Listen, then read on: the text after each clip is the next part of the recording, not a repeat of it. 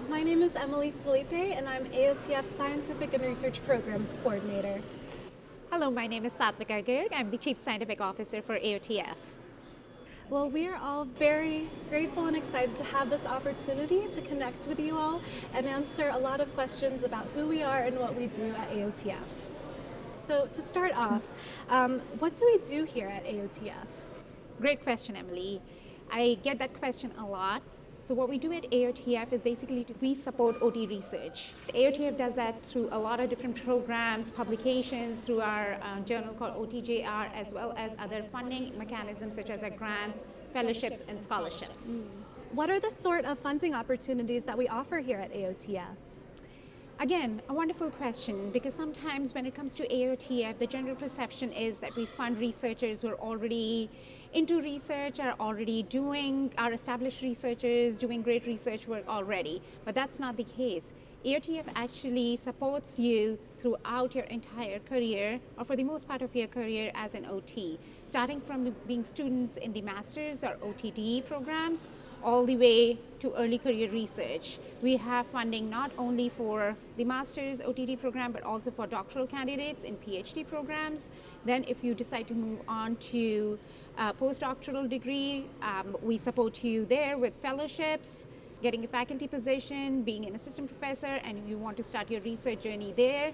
We help you fund your own research through grants that will help you collect some preliminary data to go on and apply for bigger grants, bigger federal grants, and establish yourself as a credible OT researcher.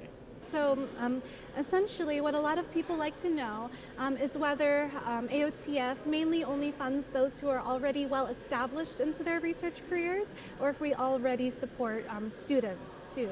So we do support students, and a lot of the times students don't use AOTF website as a resource because they think they wouldn't find anything that's applicable or useful for them at their stage. However, I want to let you know that AOTF website is a great resource for you, not only to find information about funding, but also to find information about research resources.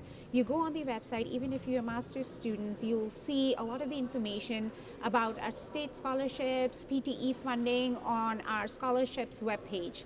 And if you're not able to get the information that you're looking for about scholarships, you can always reach out to us at scholarships@aotf.org. However, if you are a little bit advanced in your career and you're a doctoral candidate or a postdoc and you're looking for information on scholarships and fellowships at your level, you can reach out to us at research@aotf.org.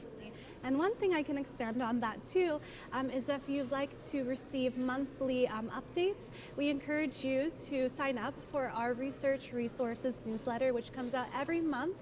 We list a variety of funding opportunities from many different sources, and we also provide a lot of training resources online too. That is a great point, Emily. I would encourage you to sign up for a newsletter by going to our website. On the left-hand side of our webpage, you will see an option to subscribe to our newsletter. I would really encourage you to do that. Initially, you might think there's not a lot of information that is applicable to you, but gradually as you grow in your career, you will find information that is not only useful, but also very beneficial for you to progress your career within the field of OT. One of the very common questions that we receive from prospective applicants is how our application process is like. So the application process for any sort of funding changes as you grow in your career. Starting as a student at the master's or OTD level, you'll see that the process isn't very cumbersome or complex at that point. You're being asked for very brief information about what you're planning to do, what your trajectory is, and what you're doing currently.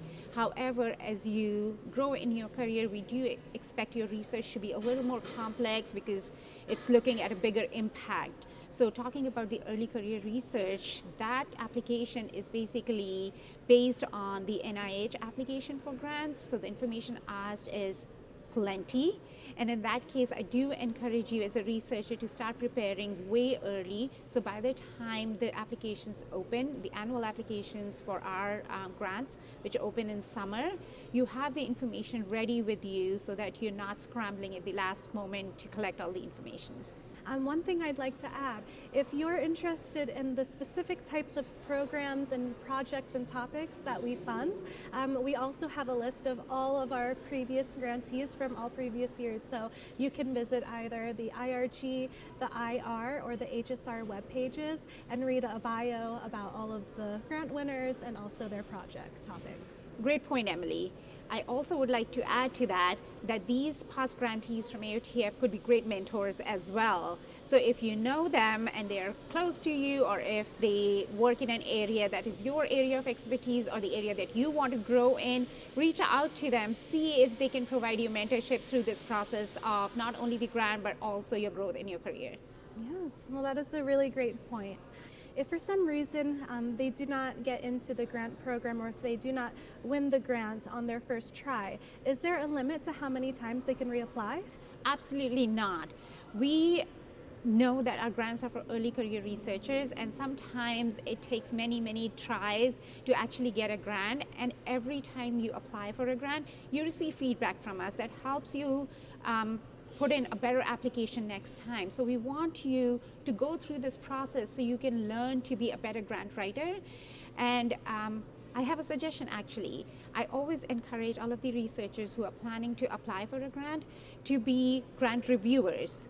So for our grant review, we have primary, secondary, and tertiary reviewers, and we try to include the less experienced reviewers as our tertiary reviewers, so they can go through the process and not only learn about the process, but can also learn about what's valued in a grant application, what are the focus points, and what they should be looking to include when they apply for grants themselves.